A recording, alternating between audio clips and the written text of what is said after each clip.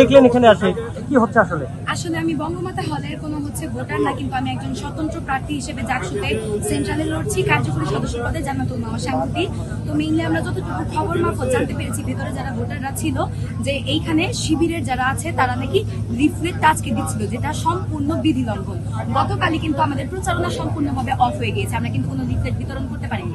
আজকে স্টিল ভোটের দিন শিবিরের মানুষজন লিফলেট বিতরণ করছে। এই জিনিসটা নিয়ে যখন পোস্ট হয়েছে মানুষজন আসলে কনসার্নটা দেখানো শুরু করেছে।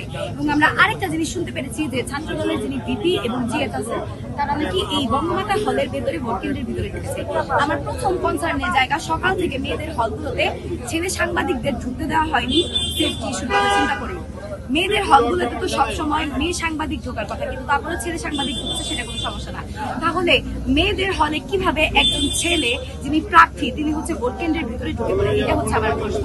এবং ভোট কেন্দ্রের ভিতরে আমাদের কিন্তু নির্দিষ্ট একটা এরিয়া আছে, যে এই এরিয়ার ভিতরে আমরা প্রার্থী যারা আছে তারা ঢুকতে পারবো, প্রার্থীদের যারা ভোটার আছে তাদের সাথে ইন্টারাকশন করতে পারবো, বা যারা এজেন্ট আছে তাদের সাথে ইন্টারাকশন করতে পারবো।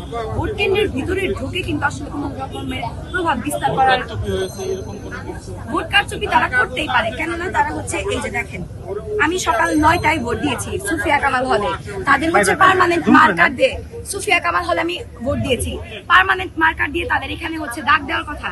এখন কয়টা বাজে? এখন 1টা বাজে। 3 ঘন্টার মধ্যে আমার এই পার্মানেন্ট কাজের এই জিনিসটা উঠে গেছে।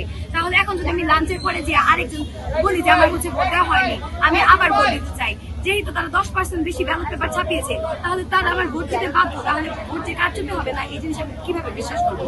আর তারা যখন বলে যে আমাদের কাছে পার্মানেন্ট মার্কার নেই, আমাদের কাছে কালি নেই, আমার প্রশ্ন তাহলে প্রশাসন, নির্বাচন কমিশন আসলে কোন ধরনের ব্যবস্থা নিল জাকসু কেন্দ্রিক, যে তারা ভোটারদের জন্য এই একটা কালির ব্যবস্থা করতে পারেনি? তারা যদি 10% বেশি ব্যালট পেপার ছাপাতে পারে, তাহলে কতটুকু ভোটারের জন্য কতটুকু কালি খরচ হবে পার্মানেন্ট মার্কার, সেটা কি তারা জানে না? তাহলে এই যে এখন যদি যে আমি আবার ভোট দিই, তাহলে তো কারচুপি হওয়ার সম্ভাবনা থাকতে পারে। কিভাবে আমরা বলতে পারি যে তাহলে এই নির্বাচনটা সুষ্ঠু হচ্ছে?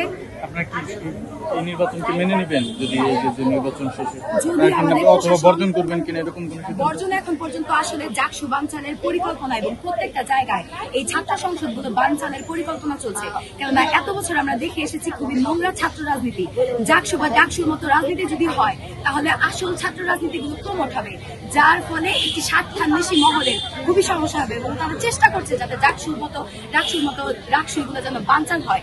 আমরা অবশ্যই চাবো প্রশাসন আজকের মধ্যে যত দ্রুত সম্ভব এই জিনিসগুলোর ব্যবস্থা নিবে, এবং আজকে এই জিনিসগুলো কার্যকর ব্যবস্থা নিয়ে যেন জাকসু কোনোভাবেই বানচাল না হয় সেই প্রতিশ্রুতি আমাদেরকে দিবে। আমরা জাকসু বানচালের পক্ষে না, আমরা চাই জাকসু হোক, এবং এই পর্যন্ত যে সকল অনাস্থা আমরা দেখতে পেরেছি সেই সকল অনাস্থার বিরুদ্ধে গিয়ে যেন প্রশাসন এমন কোনো ব্যবস্থা নেয় যেন আমরা জাকসুটা সম্পূর্ণভাবে করতে পারি এবং সুষ্ঠুভাবে জাকসুটা সম্পন্ন হয়।